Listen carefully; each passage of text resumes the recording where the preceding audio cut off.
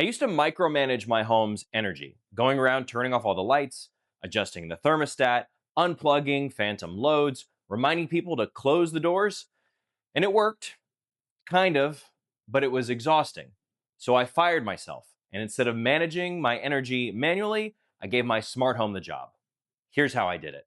Hey, I'm Robert, and Oconee Smart Homes exists to make real homes more convenient, accessible, and safe with smart home technology. We serve real customers right here in Oconee County, Georgia, but this channel is for anyone who wants to make a simpler, smarter home. Thanks to Aqara for partnering with me on this video and sending me the new W200 Smart Thermostat. More on that later. As always, my full collaboration policy is linked below. Think of your smart home like an energy manager. Its job is simple. Don't power empty rooms, don't feed load to devices that aren't in use, and don't heat or cool an empty house. And at the center of all of this is HVAC, the biggest energy user in your home. And that's where the W200 fits in. And I will show you exactly how I'm using this, but first, let's take a look at where energy waste happens in your home. First, lighting. Now, lighting isn't your biggest expense as it only represents about 5 to 10% of your energy bill, but it's the easiest to waste and probably the most visible. So start with smart switches in your prominent spaces and the areas where you're most likely to forget to turn off the lights. Then you can layer in presence sensors like the Aqara FP300 to create automations based on your presence. Walk into a room, the lights come on. When the room is empty, the lights can go off. Or when everybody leaves the house, all of the lights can shut off. No more reminders, no more routine to go around and turn everything off. It takes care of itself. Then there's standby power. This is stuff you don't typically see. You've got TVs, consoles, office gear, other equipment, things that are individually small but always on, sipping on little drinks of energy here and there, which adds up over time.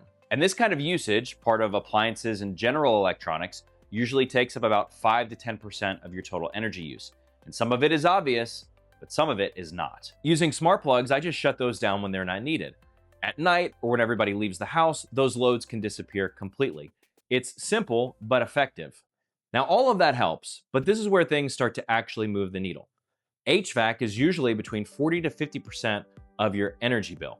Now, this varies depending on your home and where you live, but overall, the picture is pretty consistent. And most homes are running like it's 2005, operating with a fixed schedule instead of with an awareness of what's going on in the home.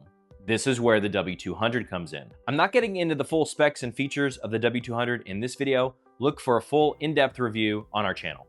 My logic is simple. If nobody's home, the system shouldn't be running at full comfort. But with a dynamic family running around with different schedules at different times, how can you know when to run the system?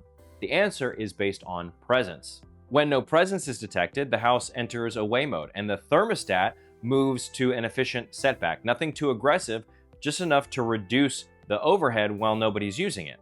And when someone comes back, it returns to your home comfort settings automatically.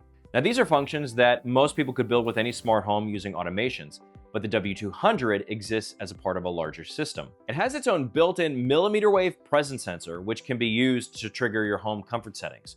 And when it's paired with additional sensors, it gets even smarter. Different rooms can report different temperatures. So instead of the thermostat operating based on whatever's going on in the hallway, you can prioritize the spaces that actually matter. And you can set those based on different times as well. So at nighttime, you might use the temperature in the bedroom, but during the day, the common spaces. And if you're using Apple Home, Apple's new adaptive temperature can make this even easier.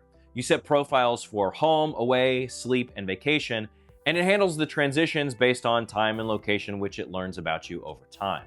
It's not perfect. It's missing advanced automations like conditional overrides, but overall, it reduces the micromanagement of your thermostat a lot. I was also hoping that adaptive temperature would use my existing sensors in Apple Home as a part of its intelligence, but it doesn't. I can layer this functionality in through the Aqara app, but only using Aqara's sensors. And now one of my favorite things to add to this setup, door and window sensors. So in the springtime, when the weather's nice and we want to open up the doors or windows to get some of that fresh air, we can do that and automatically turn the air conditioning off. It's also great if you have kids or family members who forget to close the door after they go outside. If you have kids, you know what I mean. But you can stop the heating or cooling automatically so you're not just conditioning the great outdoors. So you've got lighting and phantom loads, but HVAC is the heavy hitter. And then there's everything else: water heaters, appliances, all the stuff that doesn't fit neatly into one category, and even a few things that you want to be sure you keep running all of the time. And I'm going to cover this in an upcoming video about whole home energy monitoring. So subscribe and stick around if you want to see more videos like this. And this is where everything ties together with routines and automations. Instead of managing everything individually, you let your house respond to just one thing: presence. When the house is empty, lights turn off, smart plugs off, thermostat adjusts. That's it. No reminders, no commands. It all happens automatically. So is this going to cut your electric bill in half? No, probably not. But it will reduce your HVAC runtime, eliminate unnecessary waste, get rid of constant background consumption that you're not even aware of, and help create better habits automatically. And over time, that adds up. But more importantly, you stop thinking about it. A smart home doesn't save energy just because it's smart. It saves energy because it's paying attention to the right things. Little decisions, repeated every day, quietly adding up in the background. Where do you think you could save the most energy in your home? Let me know in the comments. God bless you. I'll see you next time.